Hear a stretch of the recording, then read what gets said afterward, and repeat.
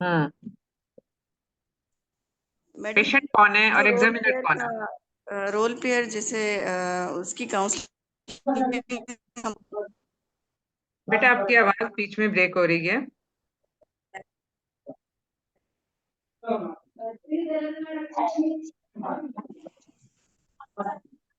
जी doctor Sonia, आपकी आवाज बीच में ब्रेक हो रही है।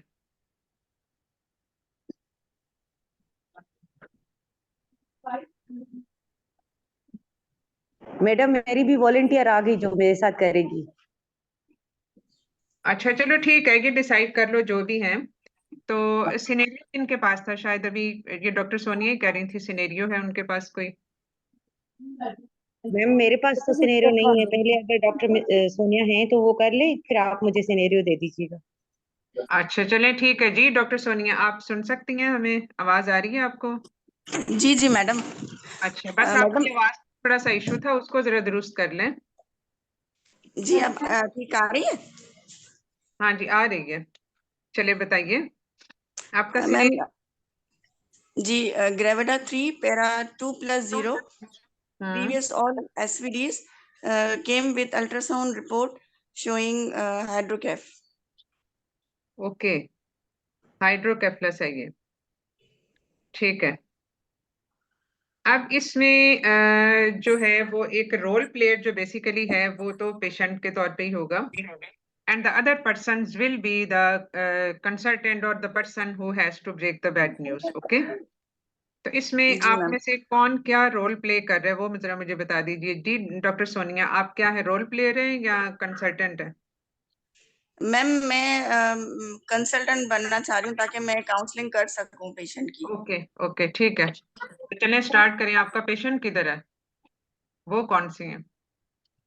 मैम वो तो नहीं है, वो कोई भी बन जाए वॉलंटियर। मैम मैं बन जाती हूँ, कोई मसला नहीं है। अच्छा चलें ठीक है, डॉक्टर यास्मीन जो है वो आपकी रोल प्लेयर है। डॉक्टर सोनिया, डॉक्टर यास्मीन आपकी रोल प्लेयर है, ठीक है। स्टार्ट ठीक करें। है मैम। ओके। अस्सलाम वालेकुम, मेरा नाम डॉक्टर सोनिया है। मैं गायनी से पिछले 4 साल से वाबस्ता हूँ। डायपर मुझे चेंज करो फिर नीचे चले जाओ सब। मुझे हम्म। तहरीरनामा मिला है कि आप 16 हफ्ते की हमल से हैं और आपका ये तीसरा बच्चा है, क्या ये बात दुरुस्त है? जी डॉक्टर। अच्छा, इससे पहले कि मैं आपकी अल्ट्रासाउंड आपसे डिस्कस करूं, मैं आपसे कुछ सवालात करना चाहती हूं और मैं आपका मुआयना भी करूंगी और मैं मुआयना करने के बाद ताकि हम बेहतर तौर से आपके हतमी इलाज तक पहुंच सके, आप मुझे ये एक बताएं। मिनट, थोड़ा सा जरा ब्रेक कीजिए। इसमें मैं अपने सारे बाकी ऑडियंस को ये एडवाइस करूंगी कि वो इस सारे सेशन को क्लोजली जरा मतलब सुने और इस पे अपने कमेंट दें, ठीक है। चलें ठीक है, कंटिन्यू रखें सोनिया। ठीक है, आप मुझे ये बताएं कि आपकी शादी को कितना अर्सा हुआ है? 5 साल हुए हैं डॉक्टर। अच्छा, आपकी अपनों में शादी हुई है? जी जी, खानदान में। अच्छा, आपको ये हमल कैसे हुआ था? आप खुद कोशिश कर रही थी या आपको खुद ही हो गया? जी जी, मैं कोशिश कर रही थी। अच्छा, आपने शुरू वाले दिनों में फोलिक एसिड छोटी गोली होती है वो ली थी? नहीं नहीं डॉक्टर, मैंने तो किसी को भी नहीं दिखाया, पहली बार आपके पास आई हूँ। अच्छा, आपको शुरू के हफ्तों में ऐसा तो नहीं महसूस नहीं हुआ कि आपको बुखार हुआ हो, नज़ला हुआ हो या पूरे जिस्म में आपको धब्बे पड़े हुए हैं, ऐसा तो नहीं हुआ? नहीं नहीं। या पानी की शिकायत या खून तो नहीं पड़ा अभी तक? नहीं, हल्का सा पानी चल रहा है लेकिन खून कभी नहीं पड़ा। अच्छा, इससे पहले आपने कभी अल्ट्रासाउंड करवाया है या आपका यही पहला अल्ट्रासाउंड है? जी ये पहला अल्ट्रासाउंड है। अच्छा, आपके हिसाब से ये कितने आपके आपके कितना हफ्ते हुए हैं? 16 हफ्ते पहले आई थी मुझे माहवारी डॉक्टर। अच्छा, आपको ऐसे तो महसूस नहीं होता कि आपका पेट बहुत तेजी से बढ़ रहा है? नहीं ठीक है, मतलब मैंने इतना महसूस नहीं किया, लेकिन मुझे देख के सब कह रहे थे कि तुम्हारा पेट अच्छा निकल आ रहा है। अच्छा, और उसके अलावा आप ये बताएं कि आपके 2 बच्चे जो पहले हुए हैं वो नॉर्मल हुए हैं? जी जी, वो नॉर्मल हुए हैं। आखिरी बच्चे की उम्र कितनी है? वो 1.5 साल का है। अच्छा, उन बच्चों में बच्चे आपके बिल्कुल ठीक है, उनमें कोई सर का मसला या कोई नकाइश या जिनियाती मसला तो नहीं आया? नहीं डॉक्टर, वो बिल्कुल ठीक है। पहले बताया था कि बच्चे के सर का पानी थोड़ा बढ़ा हुआ है, लेकिन बाद में वो फिर ठीक हो गया था। अल्ट्रासाउंड में ही बता दिया था उन्होंने कि ये दवाई के जरिए ठीक हो गया है। अच्छा, खानदान में आपका कोई ऐसा बच्चा तो नहीं है जो माजूर हो या जिसमें कोई और मसला हो सर का? जी जी, मेरे चचा साथ खानदान में हैं थोड़े बच्चे ऐसे, मतलब जिनमें सर का पानी भी बढ़ा हुआ है। किसी को रीढ़ की हड्डी में थोड़ा मसला है, किसी को चलने का थोड़ा मसला है। अच्छा, आप ये बताएं कि आपको ब्लड प्रेशर, शुगर या ऐसा कोई मसला तो नहीं है जिसका आप इलाज करती हो? नहीं। या आप कोई ऐसी गोली तो नहीं लेती जैसे एंटी एपिलेप्टिक, जैसे मिर्गी के मसले के लिए हम गोलियां लेते हैं? खुदा ना ख्वास्ता डॉक्टर, आप ऐसे कैसे कह रही हैं? मुझे मिर्गी कहाँ से होने। नहीं नहीं, माजरत के साथ, लेकिन पूछना बहुत जरूरी है ना। अच्छा, आप माजरत के साथ ये भी पूछना जरूरी है कि आप तंबाकू नोशी या सिगरेट नोशी तो नहीं करती? हुक्का पी लेती हूँ कभी कभार शौक से। अच्छा, इसके अलावा आपको कोई किसी चीज की एलर्जी तो नहीं है? जी, मुझे एस्पिरिन से एलर्जी है। अच्छा, ठीक है।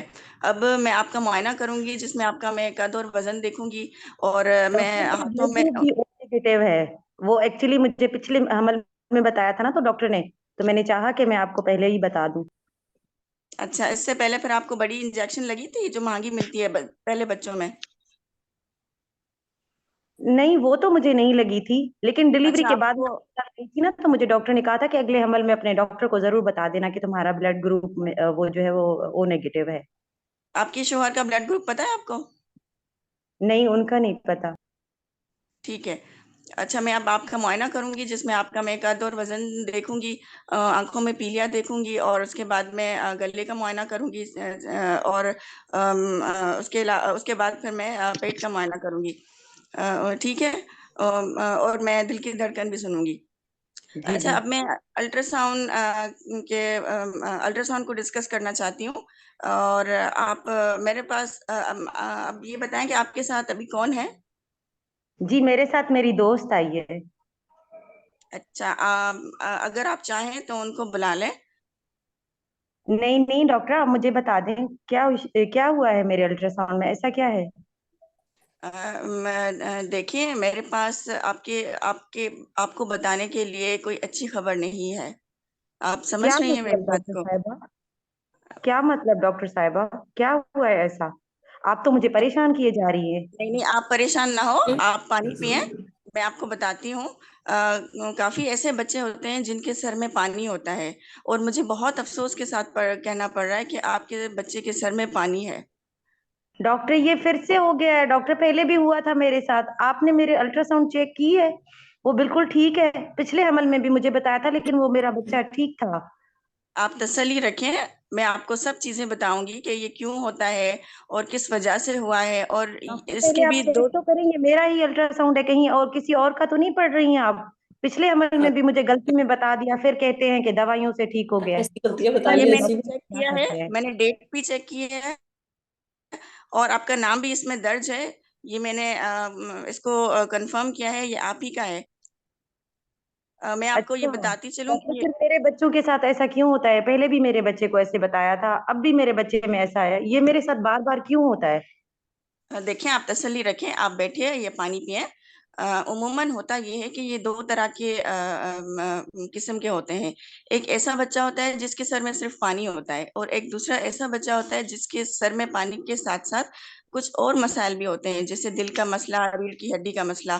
तो इसके लिए हम आपके एक बड़ा अल्ट्रासाउंड करवाएंगे, जिसको हम बड़ी साख्त का अल्ट्रासाउंड कहते हैं, नॉर्मली स्कैन करा कहते हैं।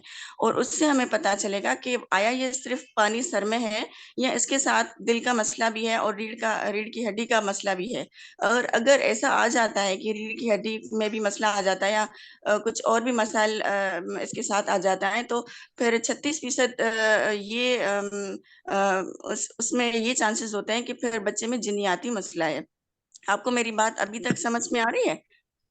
जी डॉक्टर साहिबा, लेकिन मेरे साथ ऐसा क्यों हुआ है? क्या इसमें कोई मेरी गलती है कि पहले भी मेरे बच्चे में पानी बताया, अब भी मेरे बच्चे में सर के में पानी आ रहा नहीं, है? इसमें इसमें आपकी कोई भी गलती नहीं है। एक तो ये जनियाती होता है, जीन्स में होता है। दूसरा ये कि शुरू वाले हमल में एक इन्फेक्शंस होते हैं जिसको हमारी जुबान में टॉर्च इन्फेक्शंस कहते हैं, उसकी वजह से हो सकता है। अगर कोई माँ जिसको शुगर जिसकी कंट्रोल ना हो, उनमें ये चांसेस होते हैं।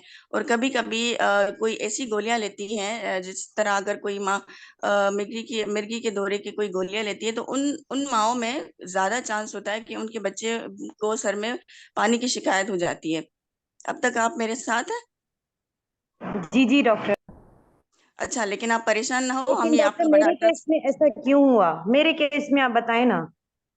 आपके केस में जैसे कि मैंने आपसे सारे सवालात किए, तो मुझे ऐसी कुछ चीज नहीं मिली। लेकिन ये है कि आपकी जो फैमिली है, जिससे आपने बताया कि आपके चचाजाद और आपके पहले बच्चे में भी ऐसा हुआ है, तो फिर जो दूसरे बच्चे हैं उनमें चांस ये काफी बढ़ जाता है। और ये जनियाती मसला भी हो सकता है, जिसकी वजह से हम पहले तो ये अल्ट्रासाउंड करके देखेंगे कि कोई मसाइल तो नहीं है। और अगर हम उससे भी ठीक से पता नहीं लगता, तो हम कुछ और तहकीकी टेस्ट कराते हैं, जिसको हमारी जुबान में एमनियोसेंटेसिस कहते हैं, जिसमें हम बच्चे के इर्द गिर्द जो पानी होता है वो निकालते हैं और वो नमूने के लिए भेज देते हैं। और फिर अगर डॉक्टर उसमें फिर भी अब क्या करेंगी आप मेरे हमल का? मुझे बताएं ना प्लीज थोड़ा। मैं अपने शौहर को जाकर क्या बताऊं कि क्या होगा अब? मैं आपको यही समझा रही हूँ कि हम पहले टेस्ट करेंगे और देखेंगे कि सिर्फ सर में पानी है या कुछ और मसले हैं। अगर सिर्फ सर में पानी है, तो फिर ऐसे बच्चे को हम हमल आगे लेकर जा सकते हैं। और ऐसे बच्चे के काफी के इलाज भी हैं। ये जब पैदा होंगे, तो उसके बाद कुछ अरसे के बाद जो बच्चे के माहिरीन डॉक्टर होंगे, हम उनको दिखाएंगे और वो उनकी ऑपरेशन भी कर सकते हैं। एक हम ट्यूब डाल लेते हैं जो सर से पेट में चला जाता है। तो जो पानी सर में ज्यादा होता है वो पेट में चला जाता है। तो इससे भी काफी बच्चे ठीक जिंदगी गुजारते हैं। लेकिन ऐसे बच्चे जिसमें हम तहकीक करेंगे और अल्लाह ना करे उसमें आपके बच्चे में दिल के मसाइल हो गए या रीढ़ की हड्डी के मसाइल आ गए, तो इनमें ये जिन्याती मसला होता है। और ऐसे बच्चे जो है उनको काफी माहिरीन टीम की जरूरत होती है, जैसे दिल के बड़े डॉक्टर, दिमाग के बड़े डॉक्टर। और उन सब से हम मशवरा करेंगे। और ऐसे केस में फिर हम आपको हमल जाया करने का भी ऑप्शन दे सकते हैं। आपको मेरी बात समझ में आ रही है? जी जी डॉक्टर। डॉक्टर फिर मेरी मैं आपको डिलीवरी ये कैसे होगी? अगर ये बच्चे का पानी बढ़ता जाता है सर का, तो फिर मेरी डिलीवरी कैसे होगी? कैसे इलाज अच्छा, होगा मेरे बच्चे का? ये होगा कि जब हम आपकी डिलीवरी प्लान कर रहे होंगे, तो हम उस टाइम एक अल्ट्रासाउंड करवाएंगे आपका और देखेंगे कि बच्चे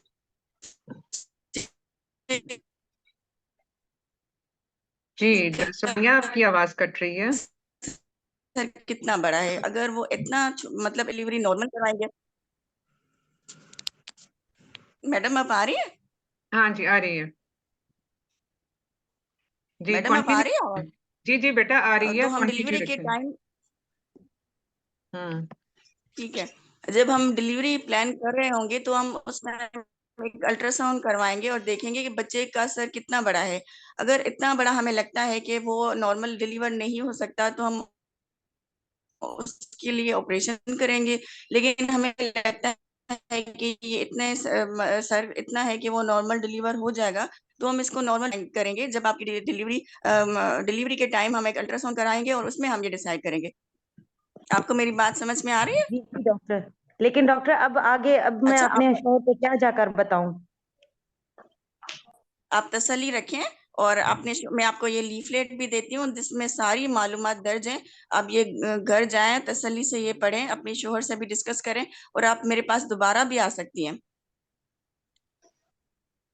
ठीक है डॉक्टर, बहुत शुक्रिया आपका, आपने बहुत अच्छे से बताया मुझे। हम्म। आपके तावन का शुक्रिया। अच्छा चलें जी, अब इस पे हम जरा कमेंट्स को पूछ लेते हैं जो हमारे बाकी ऑडियंस हैं उनके। What is there comment about the type of this session with the breaking of bad news that was basically related with the fetal anomalies. जी, anyone who wants to comment, इसमें क्या कमी बेशी थी इस सारे सेशन में? मैडम बहुत अच्छा इनिशियल इंट्रोडक्शन था, और उसके अलावा रेलेवेंट सारे सवाल पूछे गए, और उसके बाद इन्होंने जो ब्रेकिंग बैड न्यूज के सारे स्टेप्स फॉलो किए, पहले उसको साइन पोस्ट दिए और हम्म, उसके बाद में उसकी कंसर्न को एड्रेस करती गई हैं। बीच बीच हम्म, में पूछती रही थी कि आपको मेरी बात समझ में आ रही है, आपके कोई और हम्म, सवालात हैं। हम्म, बहुत अच्छा था और क्लोजिंग भी अच्छा था। अच्छा, और मैडम पॉइंट इसकी आइडेंटिटी कंफर्मेशन आखिर में इन्होंने की शुरू में करनी चाहिए। क्या आइडेंटिटी चीज? कंफर्मेशन अच्छा, पेशेंट की कि ये इसकी रिपोर्ट है, ये मालूमात दुरुस्त है, और आखिर में मैडम इसको किताबचा भी देना है और वो इसको तो सपोर्ट इन्होंने ग्रुप के किया, नंबर आइडेंटिटी भी वो कंफर्म तो किया, लेकिन जब दिया रोल था प्ले ने पूछा कि क्या ये मेरी ही रिपोर्ट है तो तब की। तो तब की। उस वक्त तक, लेकिन उस वक्त तक उन्होंने ये चीज कंफर्म की हुई थी ऑलरेडी कि और ये मैडम फोलिक एसिड का आप इस्तेमाल किया इसने, नहीं किया फोलिक एसिड का, ये नहीं पूछा मेरे ख्याल में, मैं जो सुना है था। पूछा था। अच्छा मुझे फिर हाँ, याद नहीं। फॉलिक एसिड का तो पूछा था। ओके। और कोई comment? Yes, ma'am. The patient was telling her that my blood group is negative, and in my previous delivery, doctor already told me that I have the negative blood group, and she didn't get the NTD. She didn't consider importance of the negative blood group and the importance of the NTD and the precautions. Why she didn't took means the information about basically it. नहीं, उसमें ठीक है, इन्होंने husband का blood group पूछा, जो कि जाहिर डेफिनेटली हम इस पे, इससे पहले कि हम कमेंट करें उस पे, RH negative, because the session is related with the hydrocephalus. जब हम लेटरल चीजें खोल लेते हैं ना, अब अगर RH नेगेटिव की तरफ चली जाती है, वो टाइम खत्म हो जाता है। टाइम कॉन्स्टेंट्स आपको जेन में हमेशा रखना चाहिए। तो इसमें सिर्फ हस्बैंड का ब्लड ग्रुप इन्होंने पूछा, विच वाज अनफ, कि अगर नहीं हुआ तो वो हो जाए, अगर हुआ है तो वो पेशेंट को रिपोर्ट लाने को कहा जा सकता है। क्योंकि जब तक हस्बैंड का ब्लड ग्रुप ना हो, हम उस पर फर्दर टेस्टिंग नहीं करते, अनलेस के जो है अगर हस्बैंड नेगेटिव है तो उस पर तो फिर जरूरत ही नहीं है किसी और चीज की। तो इसलिए इसमें हस्बैंड का ब्लड ग्रुप पूछ लेना काफी था। अगर नहीं पता तो डेफिनेटली इसमें उसको कहा जा सकता है कि वो जरूर करवाएं और उसकी रिपोर्ट दिखाएं। Madam previous mode of delivery अगर हाइड्रोकेफ था पूछा था। मैंने इन्होंने पूछा था, प्रीवियस और एसपीडीज थी। हाँ, वो सारी एसवीडी थी, ये इन्होंने क्वेश्चन पूछा था। ठीक है। और ये दूसरी चीज ये कि इसमें जो जो चीज में RH नेगेटिव के हिसाब से, ये क्योंकि हो सकता है पेशेंट की हिस्ट्री लेते लेते, अब जब इन्होंने इंट्रोडक्शन भी जाहिर है इन्होंने करवाया, उसमें थोड़ा सा रेपो बिल्डिंग वाली चीज जरा थोड़ी सी होनी चाहिए कि अच्छा आप क्या करती हैं, कोई इस तरह जनरल क्वेश्चंस वो पूछे। मैडम काम क्या करती है, एजुकेशनल स्टेटस। हाँ जी, वही मैं कह रही हूँ ना, जस्ट रेपो बिल्डिंग के लिए हमने वो करना होता है, लेकिन बहुत ज्यादा नहीं, क्योंकि टाइम इतना नहीं होता कि आप इन सारी चीजों पे ज्यादा टाइम लगाओ। तो दूसरी चीज ये है कि शी स्टार्टेड एक सही प्रोटोकॉल के साथ इन्होंने स्टार्ट किया कि सबसे पहले आप पेशेंट के बारे में थोड़ा सा आपको इंट्रो वो चाहिए होती है सारी उसके बारे में अवेयरनेस के, और ये थोड़ा सा उसको एक समझने के जरा सेंसिटाइज करने वाली बात होती है कि अच्छा आप में ये क्या क्या रिस्क फैक्टर थे, जो इन्होंने रिस्क फैक्टर के पूछे, जो which can be a possible reason for hydrocephalus. और ये एक सही तरीका यही होता है कि आप उसमें, क्योंकि पेशेंट, जब हम पेशेंट से पूछते हैं पर्टिकुलर क्वेश्चंस, तो पेशेंट को थोड़ा सा एक अलार्म जरूर मिल जाता है कि आखिर ये सारा कुछ क्यों पूछा जा रहा है। तो हो सकता है पेशेंट अपने साथ रिपोर्ट लेके आया, हो सकता है पेशेंट हमारे पास पहले से बुक्ड है और वो वो हमें उसके बारे में हिस्ट्री पहले से पता होती है अमूमन ज्यादातर। लेकिन इतनी डिटेल में हम उस वक्त पूछते हैं जब कोई एनॉमली आइडेंटिफाई होती है, which are the possible risk factors for this. ठीक है। तो क्योंकि ये जाहिर है न्यूरल ट्यूब डिफेक्ट्स में ही आ जाता है, तो इसमें ये इन्होंने सारा सही तरीके से कि जो जो पॉसिबल रीजंस हो सकती हैं वो उनको पूछी जाएं, जो इन्होंने पूछी। और मैडम हाँ जी, मैडम बीबीएन करने के बाद उसको 4 सेकंड का एक पॉज देते हैं ताकि हाँ, मरीज अपना रिएक्शन शो पॉज करे, बीच में जरूर देना चाहिए। और और उसी पे मैडम क्योंकि सवालात उसकी लेकिन पहले शायद, पॉज के बाद हाँ, मैडम फिर उससे पूछते हैं कि आप रिलैक्स हैं, मैं सवालात कर सकती हूँ या नेक्स्ट सेशन रख लें, तो ये चीज भी उससे पूछते हैं। इसमें मैं उसी तरफ अभी आ रही हूँ कि जो स्टार्ट था वो मतलब यहाँ तक तो जाहिर है उसमें पॉज लेने की जरूरत नहीं है, जहां तक आप हिस्ट्री के बारे में कुछ चीजें पूछ रहे हैं और फिर आपने एग्जामिनेशन करना है। अब एग्जामिनेशन करना के बस आप पूछते ही हैं उससे, इतना तो एग्जाम में टाइम नहीं होता कि आप एग्जामिनेशन करने भी बैठ जाएं। तो सिर्फ हिस्ट्री में इंपॉर्टेंट चीजें पूछी और एग्जामिनेशन का बता दिया कि अच्छा हम देख लेंगे। यहाँ पे आके यहाँ पे आके फिर उसने पॉज लेना है थोड़ा सा, मतलब जो है जो कैंडिडेट है वो थोड़ा सा पॉज लेता है। तो फिर उसके बाद ये है कि बज़ाहिर तो आपकी हिस्ट्री में हमें कोई पेचीदगी नजर नहीं आती, कोई ऐसी कॉम्प्लिकेशन नहीं है जो कि कोई मसला कर सके, लेकिन आपकी जो रिपोर्ट है उसमें थोड़ा सा मसला, उसमें कुछ मसला हमें नजर आया है। यहाँ पे फिर एक पॉज। अब जाहिर है पेशेंट थोड़ा सा सेंसिटाइज होती है, this is just like a warning shot. तो उसमें पेशेंट को हमने अलर्ट कर दिया। तो पेशेंट, जाहिर है पेशेंट के डिफरेंट अब रिस्पॉन्सेज डिफरेंट होते हैं। तो जो डॉक्टर यास्मीन थी उन्होंने भी एक बहुत अच्छा रोल प्लेयर का वो मतलब किया सारा जो है। तो यहाँ पे पॉज लेके फिर पेशेंट बाद दफा हो सकता है एकदम से परेशान हो जाए, हो सकता है वो पेशेंट चुप हो जाए, और ये हो सकता है पेशेंट खुद से इंतजार करे कि डॉक्टर हमें खुद बताएगा। थोड़े से पॉज के बाद फिर ये कि unluckily your report is showing some problem, ठीक है, अभी आपने उसको डिक्लेयर नहीं किया, और फिर उसके बाद आप बताते हैं कि जो रिपोर्ट है उसके मुताबिक कुछ पानी ज्यादा है हेड के अंदर, ठीक है, जैसे डॉक्टर यास्मीन ने बताया कि ये पहले भी ऐसे था और अब हुआ, उसमें हो सकता है। अब नाउ शी हैज पोस्ट के जो डॉक्टर यास्मीन कि इसमें पहली प्रेगनेंसी में भी था और अब भी है, तो क्या ये लैब एरर तो नहीं है। यहाँ पे आइडेंटिफिकेशन वाली बात फिर उन्होंने की कि क्या ये मेरी ही रिपोर्ट है। तो ये एक अच्छा स्टेप था उनके पूछने का, क्योंकि दायरे पेशेंट सबसे पहले यही कहता है कि ये बार बार हो रहा है, तो क्या ये मेरी ही रिपोर्ट है या किसी और की रिपोर्ट है। तो फिर उसके बाद ये है कि जब आप हाइड्रोकेफलस का बता देते हैं, then again you have to take a very little pause, मतलब उसमें 1-2 सेकंड भी हो सकते हैं, उसमें जरूरी नहीं कि आप वहां पे बस सुमन बकमन बैठ जाएं, इतना तो टाइम भी नहीं होता। देन उसके बाद जो है वो बेसिकली जब आप ये करते हैं ना कि आपकी रिपोर्ट में कुछ मसला है, तो वहां पे आप एक चीज पूछ सकते हैं पेशेंट के कि क्या हम उसके बारे में, अल्ट्रासाउंड के बारे में हम बात कर सकते हैं अभी, या आप किसी और को बुलाना चाहती हैं। जैसे अकॉम्पनिंग पर्सन का जो है वो डॉक्टर सोनिया ने भी पूछा। तो अकॉम्पनिंग पर्सन का इसलिए होता है कि some time the patient becomes very anxious and उसमें एप्रीहेंशन उसमें आ जाती है, तो there must be someone to support her. और डेफिनेटली जो कैंडिडेट होता है उसको खुद भी अपने एंड पे भी थोड़ा सा एम्पैथेटिक टोन, पिच, सारी चीजें उसको उस तरीके से रखनी पड़ती हैं। एम्पैथेटिक का मतलब होता है कि शोइंग कंसर्न, लेकिन मरीज के साथ बैठ के रोना ना शुरू हो जाए, वो सिंपैथेटिक हो जाता है। तो मतलब you feel the emotion at your level also, लेकिन उसको एक प्रोफेशनल तरीके से। तो उसमें एम्पैथेटिक वाली चीज है कि उसमें आपने अकॉम्पनिंग पर्सन का पूछा, और फिर उसके बाद जो है वो मतलब उसमें आपने न्यूज ब्रेक की, पहले उससे पूछ के कि क्या हम अब अल्ट्रासाउंड पे जो प्रॉब्लम आया क्या हम उसके बारे में अभी बात कर सकते हैं, या आप किसी को अपने साथ रखना चाहती हैं, या फ्रेंड है या फैमिली मेंबर जो भी। तो फिर उसके बाद आप उसको बताते हैं कि एक्चुअली, अब उसके बाद डेफिनेटली पेशेंट का ये कंसर्न होता है कि आखिर ये क्यों हुआ।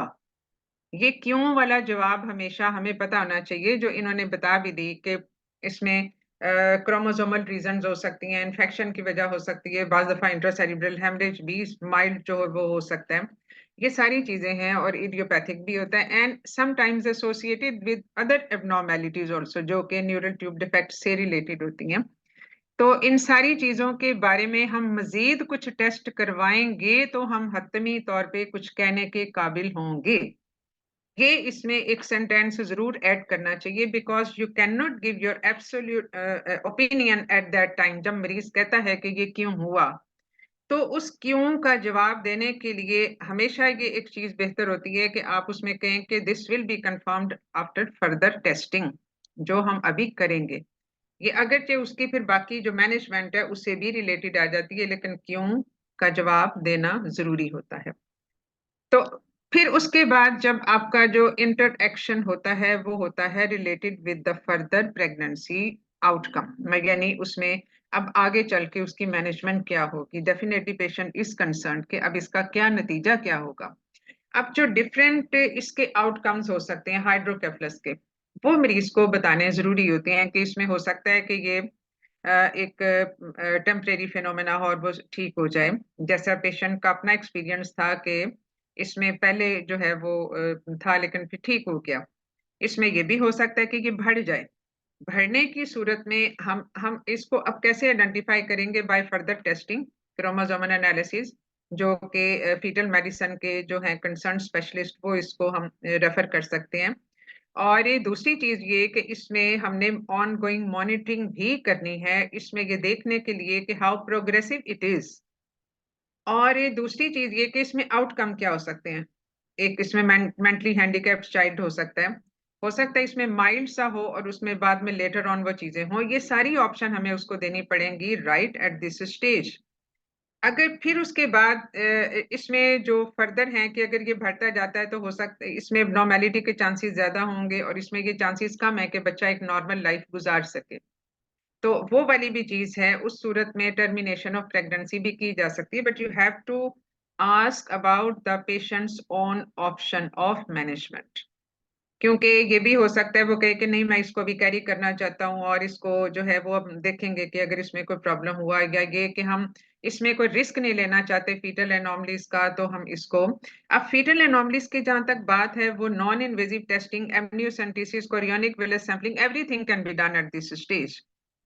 अगर पेशेंट, क्योंकि जो स्ट्रक्चरल एनोमली हो चुकी है उसमें तो स्क्रीनिंग फर्दर की हमें जरूरत होगी, but in order to rule out the associated chromosomal anomalies जो डेफिनेटली हाइड्रोकेफेलस के साथ हो सकती हैं, वहां पे हम फर्दर टेस्टिंग जो है वो अभी हम करेंगे, अभी हम कर सकते हैं। ये भी पेशेंट की ऑप्शन पे डिपेंड करेगा। हम उसको ये गाइडलाइन दे सकते हैं कि इसमें कोई उस तरह की जेनेटिक एबनॉर्मेलिटी है या नहीं है, वो हम अभी सॉर्ट आउट कर सकते हैं कुछ टेस्ट करने के साथ। इसमें नॉन इन्वेजिव टेस्टिंग का भी डेफिनेटली रोल है, और ये डिफरेंट तरीके हम मरीज को बताएंगे, उनमें से जो भी तरीका वो करना चाहे। ठीक है, ये सारे, और इसमें हर तरीके के प्रोज एंड कॉन्स बताने जरूरी होते हैं। सिर्फ इतना सा बता दें एग्जाम में, इसमें हम चीजों को पूरा एट लेंथ डिस्कस नहीं कर रहे होते कि इसका प्रोज एंड कॉन्स ये है और इसका ये है, but the method available would be ये नंबर 1 2 3। तो ये उसके बारे में हमने ऑप्शन ले ली। सपोज पेशेंट कहता है कि ठीक है इस पे हम अभी करवा लेते हैं क्रोमोसोमल टेस्टिंग, तो you have to go for that, you have to refer the person to the concern specialist. लेकिन अगर वो कहती है कि चूंकि मेरा पहले भी ऐसा था, as as our role player set so, तो उस सूरत में ये कि हम अभी देखते हैं, मैं मजीद अभी इसमें और कोई टेस्ट नहीं करवाना चाहती, लेकिन इसमें हम मजीद देखेंगे, तो डेफिनेटली उसमें फिर हमने अल्ट्रासाउंड के साथ उसको मॉनिटर करना है, तो वो फिर मॉनिटरिंग चलेगी। और अगर पेशेंट कहती है कि मैंने कुछ भी नहीं करवाना, सपोज एक ऐसा पेशेंट है जिसका फर्स्ट टाइम ऐसे हुआ लेकिन फैमिली में किसी और का था और वो नॉर्मल चाइल्ड है, तो पेशेंट हैज दिस हिस्ट्री, वो ज़्यादा डिफरेंट सिनेरियोज हो सकते हैं। तो उस सूरत में पेशेंट कहेगी कि नहीं मेरी फैमिली में एक ऐसा बच्चा था जो अभी तक अब नॉर्मल है और उसमें बहुत प्रॉब्लम्स हैं, तो मैं ऐसे बच्चे का रिस्क नहीं ले सकती, तो there she will accept the option of termination of pregnancy. तो वहां पे फिर आप पे वो वाली ऑप्शन है। तो ये डिफरेंट ऑप्शन है जो आपने फिर उसकी फाइनल मैनेजमेंट की जब आप बात कर रहे होते हैं उससे, तो ये उसमें ऐसा हो सकता है। अब जब भी कोई एबनॉर्मेलिटी होती है बच्चे में, तो ऑन जनरल ग्राउंड जो पेशेंट का सवाल होता है, जो रोल प्लेयर का सवाल होता है, वो पहले ये होता है कि ये क्यों हुआ, अब इसको आप कैसे करेंगे, और अगली दफा ये होगा या नहीं होगा, यानी अगली प्रेगनेंसी में ये होगा या नहीं होगा। तो डेफिनेटली अगर उसका फर्स्ट टाइम है तो उसमें होने या ना होने का ताल्लुक तो फिर बहुत सारी चीजों पे बेस करता है, उसमें कोई क्रोमोसोमल एनॉमली ऐसी थी या नहीं थी, बाकी उसमें दूसरी एनॉमल स्ट्रक्चरल एबनॉर्मेलिटीज हैं या नहीं है। क्योंकि अगर जो न्यूरल ट्यूब डिफेक्ट्स हैं, दीज आर मल्टीफैक्टोरियल, मल्टीफैक्टोरियल में बहुत सारी चीजों का रोल आ जाता है। तो उसमें हम उन फैक्टर्स की जो रिस्क रिडक्शन जो इसमें स्ट्रेटजीज होती हैं, वो ये कि फिर उन सारे फैक्टर को जहन में लाते हुए हम उनकी उसकी lifestyle modification and the use of certain medicine like folic acid in this case, और ये सारी चीजें होंगी जो हम करेंगे। But if there comes out to be some chromosomal anomaly, suppose this is our first child, तो उसमें और कोई कजन मैरिज भी है, तो उसका फिर एक डेफिनेट रिस्क फैक्टर होगा, रिकरेंस रिस्क फैक्टर होगा। इवन मल्टीफैक्टोरियल में भी कुछ ना कुछ रिस्क रिकरेंस फैक्टर होता है, तो उसमें फिर उसका रिकरेंस रिस्क आपने बताना है कि इतने % चांसेस हैं कि ये दोबारा भी हो जाए। और अगर कोई ऐसा पेशेंट है जिसमें रिकरेंस के साथ पिछला भी हाइड्रोकेफलस था, अब भी हाइड्रोकेफलस है, तो डेफिनेटली फिर उसमें जो पेरेंटल कैरियोटाइपिंग है उसका भी रोल आ जाता है। तो ये डिफरेंट सेगमेंट्स हैं जिनको फिर हमने कवर करना है उसके काउंसलिंग सेशन में। और ये सारी चीजें, क्योंकि इसमें बेसिकली जो आपकी स्किल असेस होती है कि how you go for before disclosing that bad report जो कि फीटल एनॉमली से रिलेटेड थी, because this madam is psychological trauma for the patient. जी मैडम मैडम अगर बार बार हो रहा है, जैसे किसी की 4 बच्चों को हुआ है या उसके पास अलाइव इशू नहीं है, तो फिर फिर हम उसे आईवीएफ का बताएंगे, ये जो जेनेटिक टेस्टिंग और इनका? बिल्कुल बिल्कुल बता सकते हैं, क्योंकि अगर रिकरेंट उस तरह से हो रहा है और पेरेंटल कैरियोटाइपिंग तो हम करवाते ही हैं और बच्चे की भी कैरियोटाइपिंग करवाते हैं, यानी उसका तो हम इन यूट्रो भी करवा सकते हैं बाय नॉन इन्वेजिव टेस्टिंग भी, मैटरनल सीरम लेके। तो उसमें वो तो बच्चे का तो हो जाएगा, लेकिन पेरेंटल कैरियोटाइपिंग भी, और उसमें डेफिनेटली जो आईवीएफ इक्सी है उसका रोल आ जाता है, क्योंकि वहां पे आप प्री प्री जो उसमें जो है पीजीडी वो वाला आप सारा टेस्ट करवा के उसका सारा क्रोमोसोमल एनालिसिस आपने करवाया और उसके बाद जो ठीक जाइगोट है उसी को आपने जो है वो इन यूट्रो ट्रांसफर किया। तो और मैडम नेक्स्ट का भी बताएंगे कि ये भी स्क्रीनिंग हम कर सकते हैं, महंगा है लेकिन हो सकती है। हाँ बिल्कुल, इसको हम बताएंगे। और उसमें क्योंकि जिसका बार बार हो रहा है, जिसका कोई भी एबनॉर्मल बेबीज नहीं है, उसका risk of recurrence goes quite high. तो उसमें बार दफा तो पेशेंट भी कहते हैं कि अब हमने और बच्चे नहीं पैदा करने, लेकिन उनको फिर हम ये ऑप्शन देते हैं कि अगर अगर फर्ज किया वो आईवीएफ इक्सी अफोर्ड नहीं कर सकते, तो उसमें फिर जो उसका क्रोमोसोमल वो सारा जो उसका फीटल मेडिसिन से रिलेटेड जो भी है उसका जो सारा क्रोमोसोमल एनालिसिस है in utero in the first trimester even, तो वो तो हम करवा ही सकते हैं। ठीक है, तो लेकिन उसमें उसमें भी वही है ना कि फिर वो अगर उसमें आ जाता है तो definitely you have to go for the termination of pregnancy. तो सबसे बेस्ट हाल इसका फिर आईवीएफ फिक्स ही होता है, जहाँ पे मैडम लॉ भी बताएंगे कि पाकिस्तान का इस्तात अमल का लॉ क्या है, क्योंकि हर कंट्री का अलग लॉ है ना। हाँ जी बिल्कुल। ठीक है, तो जिस कंट्री में आप होते हैं आप बेसिकली इशारा कर रहे हो। ठीक है, मैम अच्छा अगर मैडम मेरे आइसोलेटेड है, मैम अगर आइसोलेटेड हाइड्रोकेफ है तो उसमें तो हम टर्मिनेशन का ऑप्शन नहीं देंगे ना? नहीं नहीं, वो तो देखो उसमें तो बहुत कम चांसेस होते हैं कि कोई ऐसी क्रोमोसोमल एनॉमली हो। बाद दफा जो है उसका वेंट्रिकल्स के लेवल पे जो है वो उसके डक्ट ब्लॉकेज हो सकता है, कोई हो सकता है स्मॉल इंट्रासेरिब्रल हेमरेज जो क्लॉट बना उसने ब्लॉक कर दिया और हाइड्रोकेफलस हो गया। तो आइसोलेटेड में बाद दफा एक वेंट्रिकुलोमेगैली ही आ जाती है, सिंगल वेंट्रिकल की डायलेटेशन है या दोनों की है, वो भी उसमें भी हम जस्ट वेट एंड सी, और उसको हम फिर अल्ट्रासाउंड के साथ मॉनिटर करते रहते हैं। और बाद मैडम दफा ये ऐसी भी बताएंगे हाँ एट द जी टाइम ऑफ डिलीवरी अगर सर बड़ा होता है तो एंड इन सिजेरियन सेक्शन कर सकता है, रप्चर हो सकता है, इसको कंसल्टेंट लेंथ पे आना चाहिए और मोड ऑफ डिलीवरी वो तो अकॉर्डिंग होगा। डेफिनेटली हम करेंगे ही। तो इसको इसको इस तरह से करना होता है। ठीक है, तो this was one form of breaking bad news which was conducted in an appropriate manner. ठीक है, आखिर में जो आप चीज करते हैं ना इसमें जो इसी वाले सेशन में वो ये है कि इसमें जो डॉक्यूमेंटेशन होती है, यानी आपने ये सारा कुछ डिस्कस किया पेशेंट के साथ, अब आपने उससे पूछना है कि आपको क्या समझ आई है मेरी बातों की। बल्कि ये जब आपने प्लान ऑफ मैनेजमेंट से पहले आप ये पूछ लें कि आपको मैंने जो बताया है वो उससे आप क्या समझे हैं, कि आपको क्या लगा कि क्या इसमें मसला क्या है। क्योंकि देखो पेशेंट की परसेप्शन का हमें अंदाजा नहीं होता, पेशेंट की परसेप्शन हमेशा उससे फीडबैक लेके ही पता होती है।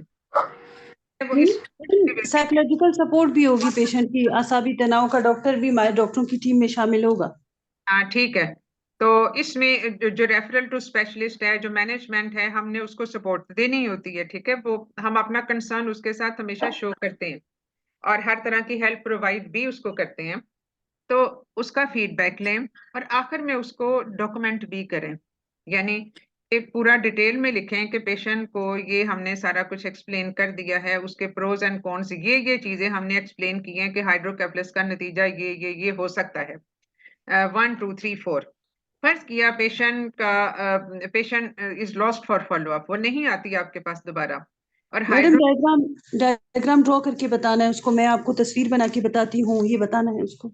बिल्कुल बता देंगे। तो आपकी अपनी अब एग्जाम में तो जाहिर है आप तस्वीरें बना नहीं सकते, लेकिन आप उसको मेंशन कर सकते हैं कि अगर आपको अगर फर्ज किया फीडबैक पे वो कुछ और बताती है तो फिर आप उसको जरूर डायग्राम की हेल्प से बताएं।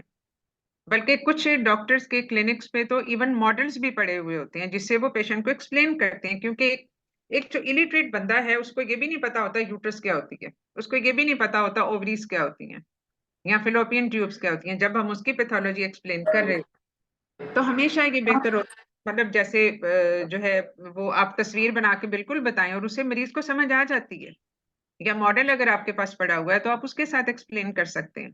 तो ये तो हमें पेशेंट के फीडबैक से पता चलेगा ना कि उसको कैसे। अब बच्चे के सर में पानी है, ये तो एक इजीली अंडरस्टैंडेबल चीज है ना कि ये है। जहां पे वेंट्रिकुलोमेगाली होती है वहां पे जरा थोड़ा सा चीजें उसको नहीं समझ आ सकती कि ये है, तो वहां पे आप तस्वीर की मदद से उसको बता सकते हैं। ठीक है। और आखिर में उसको डॉक्यूमेंट करें कि मैंने ये बताया है, आप अपना नाम, अपना स्टेटस, अपनी डेजिग्नेशन, सारा डेट एंड टाइम, और ये कि ये सेशन हुआ, इसमें हमने ये वाली ऑप्शन डिस्कस हुई हैं और ये सारा कुछ, and finally she has opted for this plan of management. Sometimes the patient is not able to decide for the plan right at that time of the counseling because she is much stressed, या उसको psychological trauma इतना होता है, तो later on हम second visit भी उसकी plan कर सकते हैं when she is mentally stable, या अपने फैमिली मेंबर्स के साथ अगर वो आती है तो उसके साथ। अब जब हम बार दफा ऐसे होता है पेशेंट अकेले भी आए होते हैं ओपीडी में और हमारे पास वो रिपोर्ट होती है, तो हम ठक से उसको ये नहीं कहते कि तुम्हारे बच्चे के तो सर में पानी है, ये हो गया वो हो गया। पेशेंट को हम ये जरूर उसके अकॉम्पनिंग पर्सन का जरूर पूछते हैं कि आप ये कुछ मसले हैं तो आप अगर अपने हस्बैंड को लाना चाहें या किसी फैमिली मेंबर को लाना चाहें तो हम उनके सामने बात कर सकते हैं। If you see that patient is not very much literate या बहुत ज्यादा इमोशनली स्टेबल नहीं है ऑलरेडी, तो बेहतर होता है कि इस हम ब्रेकिंग बैड न्यूज को थोड़ा सा अगले सेशन पे रख लें when she is accompanied by some family member. ठीक है। तो ये वाली बहुत सारी चीजें होती हैं जो केस टू केस थोड़ा सा वेरी करती हैं। ठीक है। चलिए अब एक और हम केस का ब्रेकिंग बैड न्यूज वाली मैम चीज। मैम एक क्वेश्चन। हाँ जी। मैम ये अगर हाइड्रोकेफलस हो एक बेबी को तो नेक्स्ट प्रेगनेंसी में हम एनआईपीटी उसे फर्स्ट ऑफर करेंगे अगर वो ब्लड टेस्ट करवाना चाहे? अगर रिकरेंट होता है तो फिर जरूर हमें कर लेना चाहिए एनआईपीटी, हम फिर कर सकते हैं, बिल्कुल कर सकते हैं। उसमें तो देखो फीडर डैमेज का तो कोई रिस्क नहीं होता है ना। बाकी जो हम एमनियोसेंटेसिस या कोरियोनिक विलेज सैंपलिंग करते हैं उसमें तो फिर 1 to 2% ऑफ एबॉर्शंस है, रिस्क है। लेकिन मैम ये एनआईपीटी पाकिस्तान में हो रहा है? मैम पाकिस्तान में हो रहा है ये टेस्ट? हाँ ये होता है, ये होता है। मैम इसकी कॉस्ट क्या है? कोई 1-1.5 लाख के करीब है। जी जी जी ठीक ठीक है। ठीक अब थैंक एक यू। सिनेरियो जो मेरा ख्याल है जो वो खास तौर पे जो इसमें मेरा ख्याल है पिछली दफा आप लोगों ने कहा भी था कि पॉजिटिव एचआईवी टेस्टिंग। अब इसमें बार दफा इसमें बड़ा ट्रिकी सिचुएशन उस वक्त होती है जब one of the partners becomes positive या it has been tested positive, यानी हस्बैंड या वाइफ में से कोई एक बंदा जो है वो पॉजिटिव टेस्टिंग उसकी आ जाती है। तो बेसिक तो हमारे यही रहेंगे, ये जो सब चीजें हैं कि हमने उसमें इंट्रोडक्शन करनी है, रेपो बिल्डिंग करनी है। अच्छा इसमें सेटिंग का बड़ा वो होता है, मतलब इम्पोर्टेंट रोल होता है इस ब्रेकिंग बैड न्यूज में। आप चलते चलते राह चलते किसी मरीज को ऐसे नहीं कर सकते। इसके लिए आपको एक थोड़ी सी प्राइवेट प्लेस चाहिए होती है, may be a small room या may be a small cabin जहां पे आपको डिस्टरबेंस ज्यादा ना हो।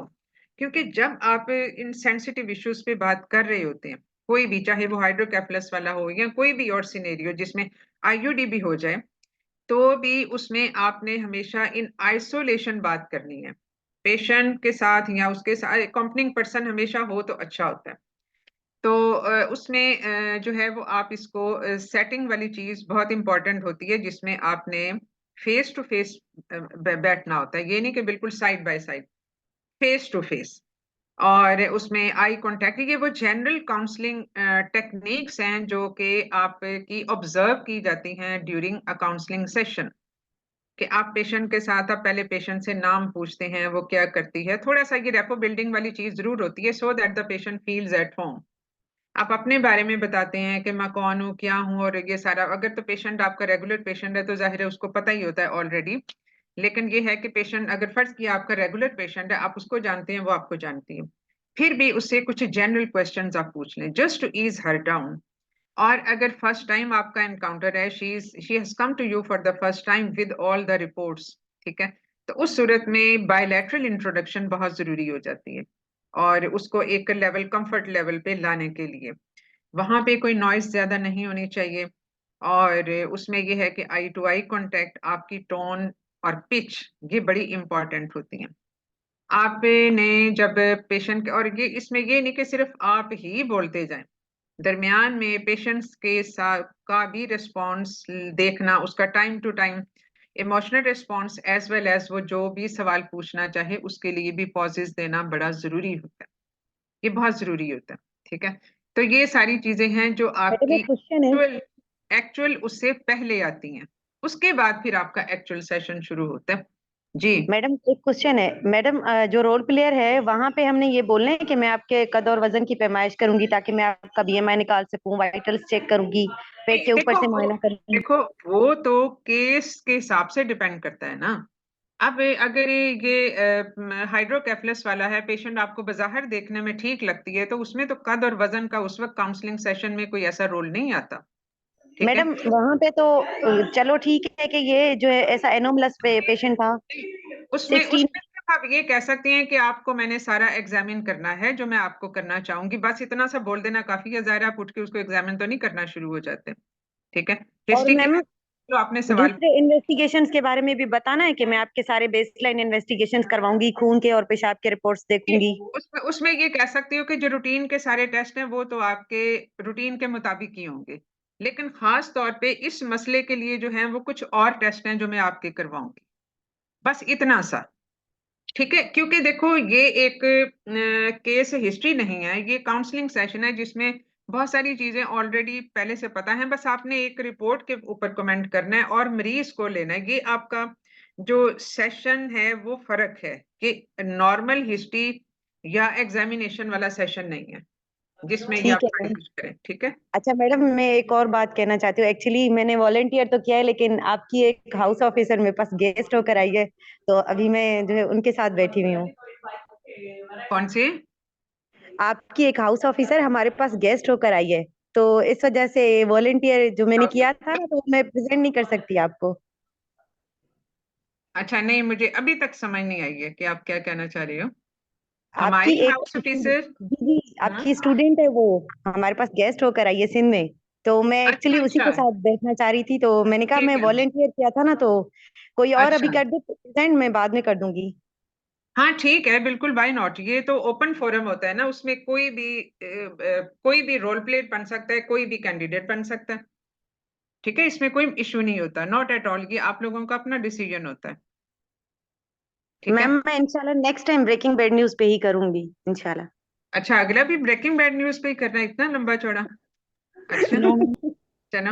देखो, ब्रेकिंग बैड न्यूज में फिर और बहुत सारे सेगमेंट्स होते हैं। आपने आईयूडी पे ब्रेकिंग बैड न्यूज करनी है, आपने किसी कैंसर के बारे में पेशेंट को बताना है, आपने कोई बायोप्सी ली या कुछ आपने टेस्ट करवाए तो उसपे पता चला कि मिलिग्नेंसी है ऑफ वॉट एवर, यानी कोई यस मैम, ओवेरियन फिर है या सिनेरियो यूट्रस है चेंज या कर वो है, लेंगे।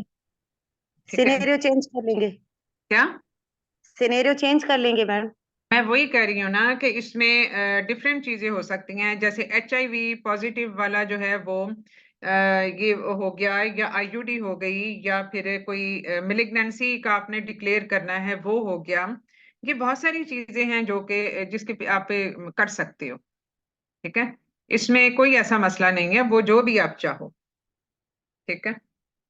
मैम ये भी बताएंगे कि उसका मरीज का कोई कसूर नहीं है इसमें, ये हाँ जुमला बिल्कुल, क्योंकि बार दफा मरीज से बहुत गिल्ट फील करता है कि शायद ये मेरे किसी उसके वजह, जैसे अमूमन हमारे पास जो एबॉर्शन वाले केसेस आते हैं वो सबसे पहले ये पूछते हैं कि मेरी किसी गलती की वजह से तो नहीं ऐसे हुआ, या अक्सर इसको लिंक करते हैं किसी ट्रैवलिंग के साथ, या लिंक करते हैं कोई हैवी वर्क के साथ। तो हमने यही बताना मैम होता है कि मिथिकल इसमें भी है। उनका कोई लोग मैडम हमारे यहाँ मतलब लोग इस तरह हैं कुछ कर सोशली कि वो हाँ कहेंगे डेफिनेटली, कि भाई मरीज है फैमिली या मेंबर्स कोई जो इस है ना, तरह। कुछ family members do blame the patients कि तुमने ऐसे किया तो ऐसे हो गया, ऐसे ना होता तो ऐसे ना होता। तो ये तो एक बड़ी कॉमन चीज है। तो इस वजह से हमने पेशेंट्स को ये थोड़ा सा ईज आउट करना होता है कि इसमें तुम्हारा कोई कसूर नहीं है। और पेशेंट के सवाल पूछता है, जैसे यास्मीन ने भी पूछा कि क्या इसमें मेरा कोई कसूर है, तो डेफिनेटली फिर आपने उस हिसाब से उसको आंसर करना है ताकि पेशेंट थोड़ा सा कंफर्टेबल हो जाए। वरना वो अगर उसका गिल्ट होगा तो उसमें फिर चीजें बहुत ज्यादा फिर वो हाइप मैं क्रिएट हो जाती है उसके इमोशनल लेवल पे। अच्छा, इसमें फिर आप अभी HIV का इसका मतलब है हम फिर अगले सेशन में डिस्कस कर लें। मैम नेक्स्ट सेशन में मैम नेक्स्ट सेशन में या उससे नेक्स्ट में देख लें, फीकल सॉइलिंग भी डिस्कस कर लें। फीकल सॉइलिंग तो या फिस्टुला में हो सकती है या फिर पेरिनियल टीयर। इनकॉन्टिनेंस में, हाँ, इनकॉन्टिनेंस में मैम ये लास्ट एग्जाम का रिकॉल है, उसमें फीकल 48 हाँ जी, इन फीकल इनकॉन्टिनेंस के लिए वो आया था, मतलब उसमें जो था ना, हम फिस्टूला के गिर्द घूमते रहे। 48 ईयर की लेडी आई थी फीकल सॉइलिंग के साथ, तो उसमें अच्छा, उन्होंने ओवरऑल ही सारा हर उसमें एक्सपेक्ट कवर कर रहे थे फीकल सॉइलिंग का, हाँ फिस्टूला भी, नर्व इंजरी भी, सारा कुछ। तो मैं चाह रही थी अगर हम वो डिटेल से डिस्कस कर लें। ठीक है। लेकिन इसमें कोई और उन्होंने सिनेरियो नहीं दिया हुआ था कि नहीं इसमें मैम, ये स्ट्रक्चर नहीं, ये स्ट्रक्चर डिस्कशन थी, वो कह रहे थे फीकल सॉइलिंग के क्या क्या डिफरेंशियल अच्छा, है वैसे आपके ही माइंड में। अदरवाइज एक जनरल थी, ओपन एंडेड डिस्कशन थी, कोई ऐसा सिनेरियो खास नहीं था जो किसी एक डायरेक्शन पे ले जाए। नहीं नहीं जी ऐसा मैम, ऐसे ही था जी मैडम। अच्छा, चलो ठीक है, वो भी किसी वक्त डिस्कस कर लेंगे। पहले हम ये जो ब्रेकिंग बैड न्यूज जो हमने सेशन शुरू किया होता है ना, पहले हम उसको कंप्लीट करते हैं पूरा। ठीक है। ठीक है, तो उसके बाद फिर हम बाकी चीजें जो हैं वो कर रहे होते हैं। तो फिर इसको आज हम यहीं पे बंद कर दें फिर, या आप जी HIV का डिस्कस करना चाहते हो? इसमें वैसे बहुत थोड़ी सी चीजें हैं HIV का, क्योंकि लेट्स कंप्लीट इट, वो इसलिए कि फिर वो लटकती रहती हैं चीजें। मैडम कर ले डिस्कस, क्योंकि रोजे आ गए ना। हाँ, इसमें इसमें बेसिकली ये है ना कि जो जो चीज मैं डिस्कस करना चाह रही हूँ, बाकियों में तो कोई ऐसा इश्यू नहीं है, वो स्ट्रेट फॉरवर्ड उसकी ट्रीटमेंट्स हैं और वो सारा कुछ। The mother to child transmission को मिनिमाइज करने वाली स्ट्रेटेजीज हैं, you all must be knowing it. लेकिन इसमें जो ट्रिकी पार्ट होता है वो ये होता है कि हस्बैंड या वाइफ में से कोई एक पॉजिटिव हो जाए। अगर वाइफ पॉजिटिव है तो फिर आप क्या करोगे? मतलब उसमें बेसिकली ये वो चीज है, बाकी सेगमेंट तो वही होंगे। यानी जो हमने इंट्रोडक्शन करनी है, रेपो बिल्डिंग करनी है, हमने उसका सेटिंग का देखना है, ये चीजें बार दफा आपको वैसे भी वर्बली भी पूछी जा सकती हैं कि what is the protocol of breaking bad news. तो ये सारी चीजें वैसे भी आपको पता होनी चाहिए। तो सेटिंग का बहुत इंपॉर्टेंट रोल होता है। फिर उसके बाद जो चीजें आती हैं कि आप ये आपका टेस्ट हुआ, तो उसमें जैसे इसमें इन्होंने सवाल पूछे कुछ, आप थोड़े से रिस्क फैक्टर उससे पूछ रहे होते हैं कि जो भी मैडम HIV के मैडम रिस्क आपने पूछ लिए। फिर उसके बाद ये है कि अच्छा, ये हमने आपका टेस्ट करवाया था, तो क्या हम इस टेस्ट की रिपोर्ट, वो जरा थोड़ी सी तसल्ली बख्श नहीं है, तो क्या हम ये रिपोर्ट अभी डिस्कस कर लें या आप किसी को अपने साथ रखना चाहते हैं?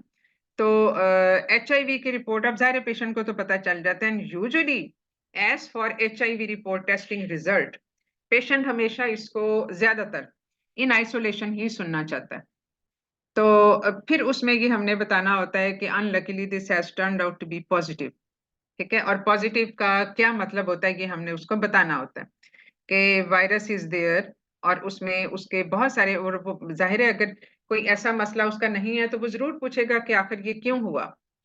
तो उसमें जो है वो, जैसे कभी HIV की टेस्टिंग करो भी ना, अगर रूटीन में भी करेंगे, इवन बकायदा प्री टेस्टिंग काउंसलिंग होती है इसकी, ये HIV का इतना सेंसिटिव इशू होता है। तो पेशेंट का कभी अगर HIV करवाना हो तो कुछ पेशेंट सवाल करते हैं कि आखिर ऐसा क्यों करना चाहते हैं आप, क्यों HIV की टेस्टिंग करना चाहते हैं? मेरा तो कभी कोई ऐसा, मतलब क्योंकि पेशेंट इसको लिंक करता है विद द सेक्सुअल एक्टिविटीज जो है उसके, वो सारी चीजें उनके साथ लिंक कर रहा होता है। उनके जहन में इंजेक्शंस का यूज या अनसेफ ब्लड ट्रांसफ्यूजन का यूज या बाकी चीजें जहन में नहीं आती। तो इसी वजह से ये एक सोशल स्टिग्मा वाला एक इशू बन जाता है। तो इसीलिए HIV टेस्टिंग की भी बकायदा काउंसलिंग होती है।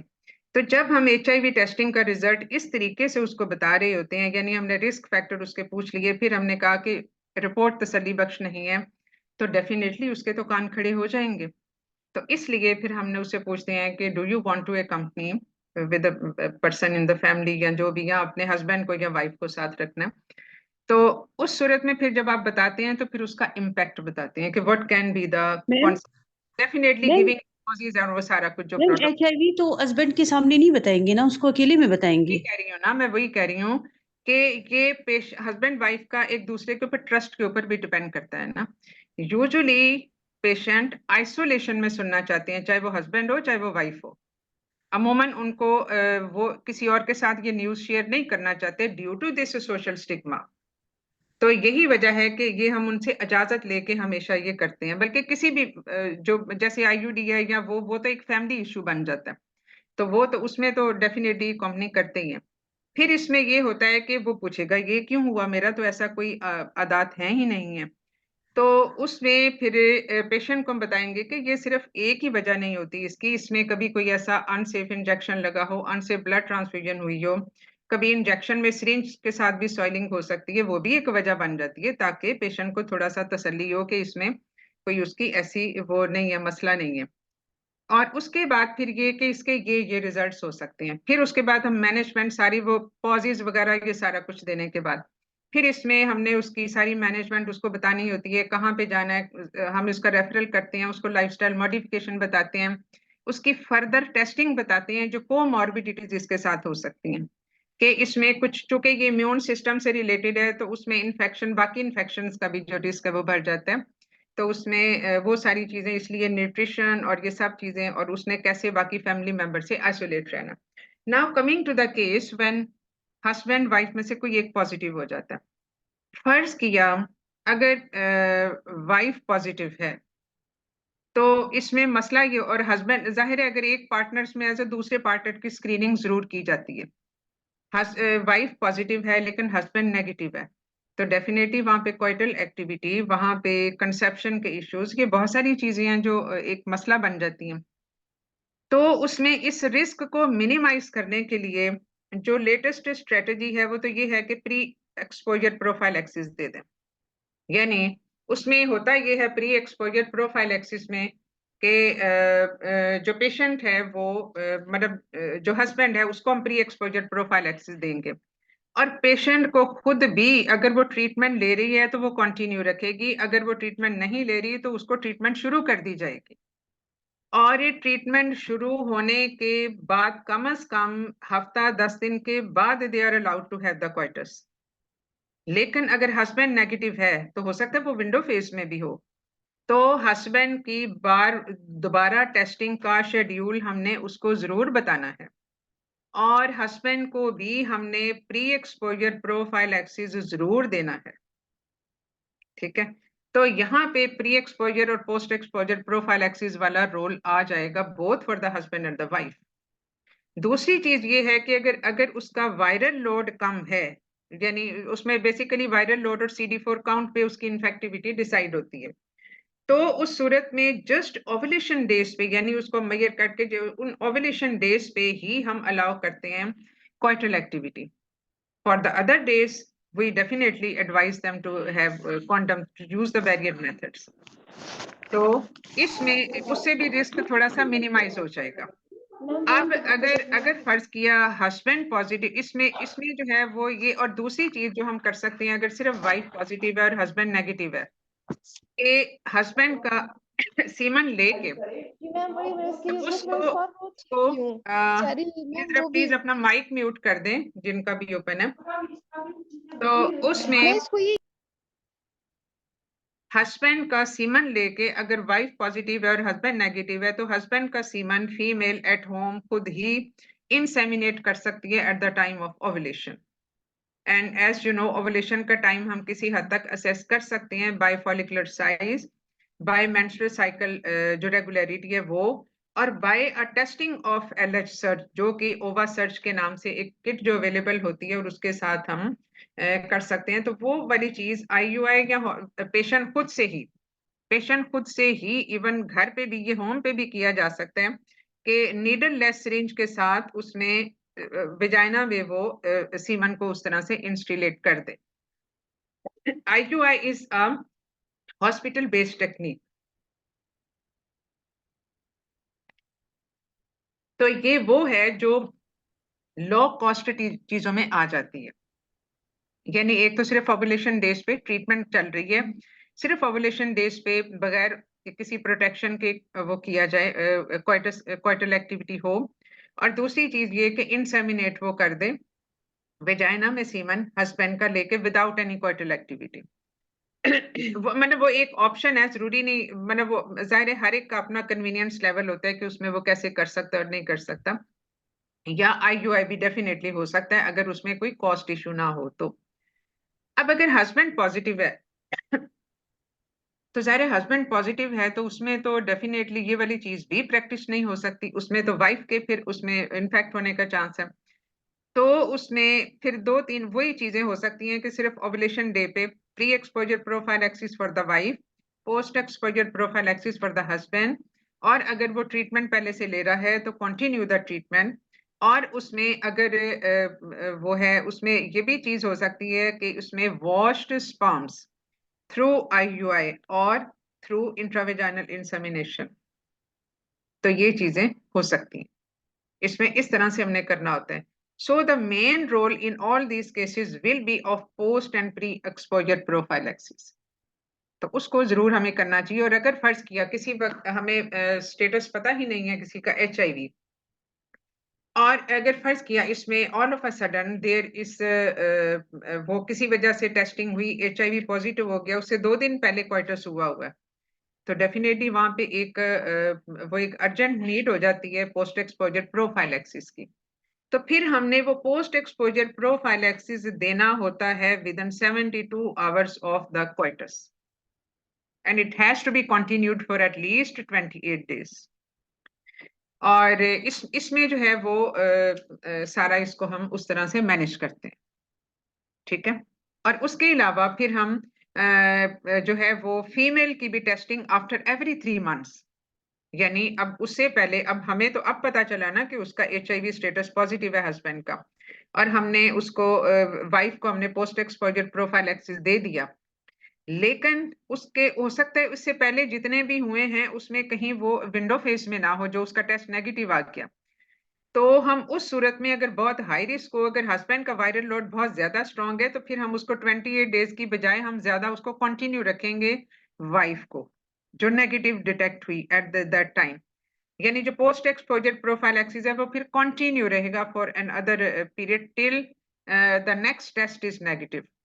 यानी हमने उस पेशेंट में हर 3 महीने बाद टेस्ट करवाते रहना है जो पार्टनर नेगेटिव आइडेंटिफाई हुआ, ठीक है। तो ये है जो इससे रिलेटेड कुछ 2-4 पॉइंट्स हैं जो कि इसमें इम्पोर्टेंट हो जाते हैं, और ये एक इम्पोर्टेंट और सेंसिटिव इशू है, और ये बड़ा ट्रिकी इशू होता है। मैडम मैडम ये जो स्क्रीनिंग वगैरह होती है HIV की, वो मैडम ICT से होती है ना? HIV की स्क्रीनिंग, HIV की मैडम स्क्रीनिंग ICT से होती है और फिर PCR कराते हैं? हाँ जी, बिल्कुल करवाते हैं। मतलब एक तो सिंपल स्क्रीनिंग होती है, फिर इसको एलाइजा के साथ करते हैं, एलाइजा के बाद further confirmation is by PCR, ठीक। क्योंकि उसमें अस्सलाम हमें वालेकुम वायरल मैम। लोड पता चल जाता है ना, और फिर उसमें बाकी जो हमने सारी बाकी सीरोलॉजी करवानी होती है, हेपेटाइटिस B, C, TB की टेस्टिंग, ये सारी चीजें हैं जो हमने उसमें करवाना होता है। LFTs, RFTs हैं, फिर WBCs count, CD4 count, CD4 count से हमें पता चलता है कि कितना सेवेरिटी ऑफ सिचुएशन है, और PCR वायरल लोड के साथ भी, ठीक है। तो ये जो रिस्क ऑफ ट्रांसमिशन है वो ज्यादा होता है अगर वायरल लोड ज्यादा हो तो, even when the patient is pregnant, ठीक है।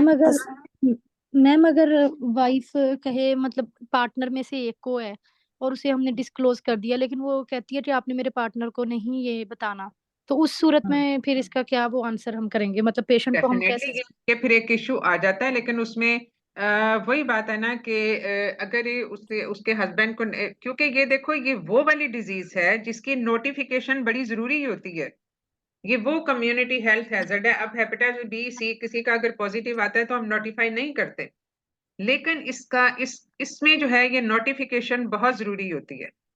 तो नोटिफिकेशन जो है वो इसलिए कि अगर हम उसको नहीं बताएंगे हस्बैंड को, तो how the husband can equally be infected, तो ये तो एक कम्युनिटी हेल्थ प्रॉब्लम हो गया, और फिर हस्बैंड को भी नहीं पता चलेगा, और हस्बैंड जो है वो कुछ अरसे बाद कुछ और लोगों को इन्फेक्ट कर रहा होगा।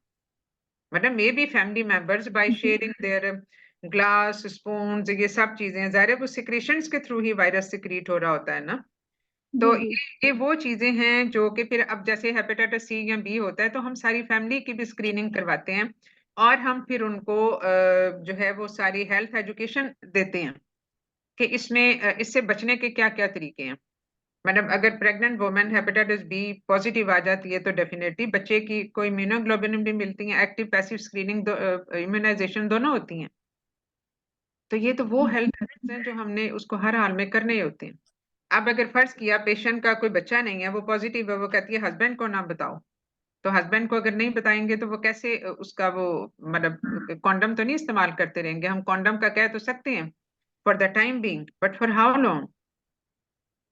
तो इसलिए, और अगर हम उसमें उसमें प्री एक्सपोजर प्रोफाइलैक्सिस हम शुरू कर दें तो वो कहेगा कि ये क्यों मैं लूं।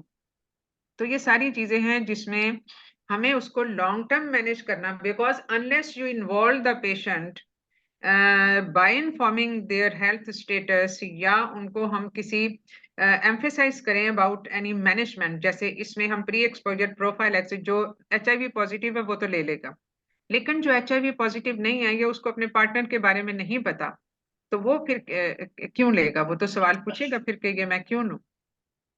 मैडम, मैडम जैसे सिक्रीशन से भी फैलता है, तो हम उसको क्या बताएंगे? मतलब हम ये बताएंगे कि आपने ब्लड नहीं देना है, नीडल हाँ, शेयरिंग नहीं करनी है, और ये ब्लड और इसको बाकी क्या सारे वेजाइनल सिक्रीशंस हैं, माउथ की सिक्रीशंस हैं, सिलाइवा है वो। मैडम ये बोलेंगे अपने कप्स अलग कर लें, नहीं होता। खाने हाँ, पीने की चीजें अलग करें, ये भी बोलेंगे हाँ, ये उसको? वही चम्मच है जो डायरेक्ट मुंह में जाता है वो, या ओके, ग्लास है आपका, वो चीजें हैं ना जो कि वो होती हैं, लेकिन साथ बैठने से, टच करने से, उससे कुछ नहीं होता। ठीक है। ठीक है। अच्छा मैम, मेरा एक अ, सवाल है कि ये जो आप बता रही थी कि अगर हस्बैंड जो है ना वो मना कर रही है कि उसको ना बताएं, बट एग्जाम में जैसे वो कह रही है कि नहीं नहीं मेरे हस्बैंड को उसमें नहीं बताना है, देखो, उस उसमें वक्त जो है ना वो थोड़ी पैनिक मच जाती है, तो हमें कौन से स्पेशली ना वर्ड्स जो है ना वो बताने चाहिए दैट मैटर्स, कि वहां पर जो ना वो कहते हैं ना कि भाई ठीक देखो ना, है। उसमें हम जैसे बताते हैं कि ये एक खास किस्म का वायरस है जो हमारे जिस्म के सफेद खुलियों को खत्म कर देता है और उससे जिस्म में बीमारियों के खिलाफ लड़ने की कुव्वत खत्म हो जाती है। और अभी तक इसका कोई हतमी इलाज नहीं हुआ, लेकिन हम कुछ दवाइयों के इस्तेमाल से इस मसले को एक जगह पे रोक सकते हैं। ठीक है, मतलब देखो, जब ब्रेकिंग बैड न्यूज होती है उसमें अगर कोई मैनेजमेंट ऑप्शन है ना, तो उसको एक गुड न्यूज के तौर पे भी हम दे सकते हैं। मतलब कह सकते हो कि ठीक है ये हो तो गया, लेकिन इसमें अच्छी बात ये है कि इसमें दवाइयों के साथ हम इसको एक स्टेज पे रोक सकते हैं जिससे ये मजीद आगे ना बढ़े। लेकिन इसके साथ साथ कुछ एहतियातें भी जरूरी होती हैं जो बहुत, मतलब इसका चूंकि फाइनल उस तरह से ट्रीटमेंट नहीं है, लेकिन इसको रोका जा सकता है एक स्टेज पे आके। तो ये तो उसका एक है ना कि जिसमें हम एंटीवायरल थेरेपी जब हम देते हैं तो उसको एक स्टेज पे हमने अरेस्ट कर दिया, वो मजीद प्रोग्रेस ना किया, या हमने उसको जो लाइफस्टाइल मॉडिफिकेशन दी है, अच्छी डाइट है, सब चीजें हैं, और उसमें उसके साथ उसका इम्यून सिस्टम ताकि बेहतर रहे, तो वो चीजें तो हम उसको बता सकते हैं। So combine a good news if possible with the bad news, उसमें उसकी जो इंटेंसिटी और सेवेरिटी जो है वो कम हो जाती है। ये थोड़ी सी सैंडविच टेक्निक कहलाती है कि जिसमें आप उसके साथ उसको थोड़ी सी होप देते हैं but never give false hopes. जैसे अगर कोई मेलिग्नेंसी है तो आप ये कह दें कि नहीं, अब या जैसे HIV एड्स में भी आप कह दें कि कोई बात नहीं, इसका इलाज हो जाएगा, कोई ऐसा मसला नहीं है, ये फॉल्स रीअश्योरेंस है। तो उनको, पेशेंट को actual state of the disease पता होना चाहिए कि इसमें, क्योंकि जब तक उसको ये एक्चुअली पता नहीं होगा वो उसमें कोऑपरेट नहीं करेगा, आपके ट्रीटमेंट में कोऑपरेट नहीं करेगा, या will be lost for follow up. और ऐसे पेशेंट्स का पूरा जो पोस्टल एड्रेस, फोन नंबर, ये सब चीजें आपको पहले से पता होनी चाहिए। अदरवाइज ऐसे पेशेंट्स अमूमन आपके पास फिर वापस आते नहीं है, और इनकी नोटिफिकेशन जरूरी होती है क्योंकि दे आर अफ्रेड। और उनको जब आप जाहिर है इसमें उनको फ्री मेडिसिन मिलती हैं, ये भी एक अच्छी बात है कि जो HIV के पेशेंट्स हैं उनको फ्री मेडिसिन मिलती हैं फ्रॉम HIV सेंटर्स वगैरह। तो उनका फिर कोई फाइनेंशियल वाली चीज उस तरह से कॉस्ट का इशू नहीं होता। और ये दूसरी चीज ये कि जो नोटिफिकेशन सेंटर जो होते हैं, जहाँ रेफरल सेंटर जहाँ पे हम उनको भेजते हैं, वहां पे फिर इनकी डेफिनेटली कॉन्फिडेंशियलिटी तो रखी जाती है, but informing the direct family members, ताकि उनकी जो इन्फेक्शन प्रोग्रेशन है या ट्रांसमिशन है उसको रोका जा सके। मैम HIV और एड्स में डिफरेंस बता दे, अगर मतलब ये क्वेश्चन है। देखो वो तो सिंड्रोम है ना, HIV इज अ वायरस जो कि जिसने human immune deficiency virus. AIDS तो फिर एक पूरा सिंड्रोम है, ठीक है, वो पूरा एक सिंड्रोम है जिसमें जो है अपॉर्चुनिस्टिक इन्फेक्शंस हो जाते हैं, इवन बाद में सार्कोमास डेवलप हो जाते हैं, कि बहुत सारी चीजें हैं जो उस पूरे सिंड्रोम में आ जाती हैं। मैम सिंड्रोम 10-20 साल में होता है, लेट होता है ना? तो जाहिर लेट ही होता है। तो HIV का मतलब है अभी उसको हमें नहीं पता होता कि वो कितनी देर पहले से ये हुआ है। वो तो जाहिर है अगर वायरल लोड बगैर किसी ट्रीटमेंट के बहुत अभी कम है तो इसका मतलब है ये इनिशियल स्टेजेस पे ही है, वरना तो ट्रीटमेंट के बाद ही वायरल लोड कम होता है। तो मैडम इसलिए इनकी लाइफ एक्सपेक्टेंसी इनकी मैडम नॉर्मल जो पॉपुलेशन है उसके बराबर आ जाती है अगर अद्वियात इस्तेमाल की बहुत जाए? सारे फैक्टर्स पे डिपेंड करती है, उस पे हम हतमी तौर पे नहीं ये कह सकते कि इस पेशेंट की लाइफ एक्सपेक्टेंसी, वो डिपेंड करता है ना कि उसके इम्यून सिस्टम का बहाल क्या है, जी या उसको जो कोमॉर्बिडिटीज हैं वो कौन कौन सी हैं, कोई ऑर्गन डैमेज अभी तक हुआ या ना हुआ, वो उस पर डिपेंड करेगा ना। ऐसे उसको अब्रप्टली या रैंडमली तो नहीं हम बता सकते, ओके। ठीक है। Excuse me, ma'am, and do we involve the psychologist in the management of the? Definitely वो हर चीज में जितनी ब्रेकिंग बैड न्यूज है ना उसमें साइकोलॉजिस्ट की इन्वॉल्वमेंट जो है वो एक एडिशनल हेल्प हमें मिल जाती है, क्योंकि वो जो फिर साइकोलॉजिकल ट्रॉमास और साइकोलॉजिकल इश्यूज जो हैं वो उनको मैनेज कर रहे होते हैं।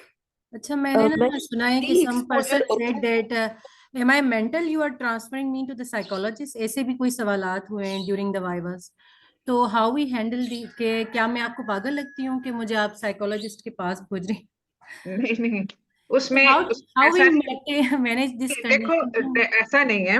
असल में साइकोलॉजिस्ट की ओपिनियन को भी हम जरा उस तरीके से नहीं ना कर सकते, वो ये हम ये कहें कि आपको हम उस डॉक्टर के पास भेजेंगे जो थोड़ा सा आपको जरा सुकून, मतलब सुकून आवर दवाइयां भी नहीं बल्कि कि जो आपके ये जो चीजों को जरा थोड़ा सा इसके साथ कोप कैसे करना है वो आपको बेहतर तरीके से बता देंगे। साइकोलॉजिस्ट का ना लफ्ज इस्तेमाल करो, उसको बस ये कि इसको जहनी तौर पे आपने कैसे इसको कोप करना है वो आपको बेहतर तरीके बता देंगे कि इसमें इससे किस तरह से इमोशनली कैसे इसको निपटना होता है।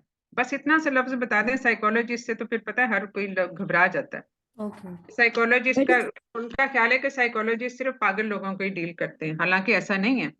मेंटल हेल्थ इश्यूज हर डिग्री के होते हैं, हर ग्रेड के होते हैं, लेकिन हम Actually, उनको ma'am I heard that some examiner जो है ना उसने ये कहा कि क्या मैं तुम्हें पागल लगती हूँ कि आप मुझे साइको। तो दिस वाज यू नो कि द स्टूडेंट देखो is always in the panic. जी बात मैम। ये है कि वो फिर बताने का स्टाइल ऐसा होता है ना, इसीलिए जी वो जी कहते हैं मैम। ना कि यूज अप्रोप्रिएट वर्डिंग।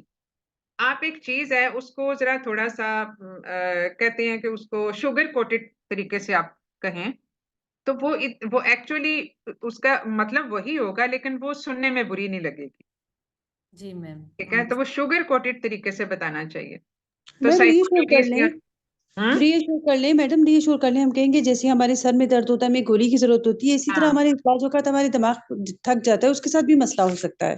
हाँ बिल्कुल, तो ऐसे भी हम कह सकते हैं, ठीक है। मैडम प्री एक्सपोजर प्रोफाइलेक्सिस और पोस्ट एक्सपोजर प्रोफाइलेक्सिस में क्या डिफरेंस है?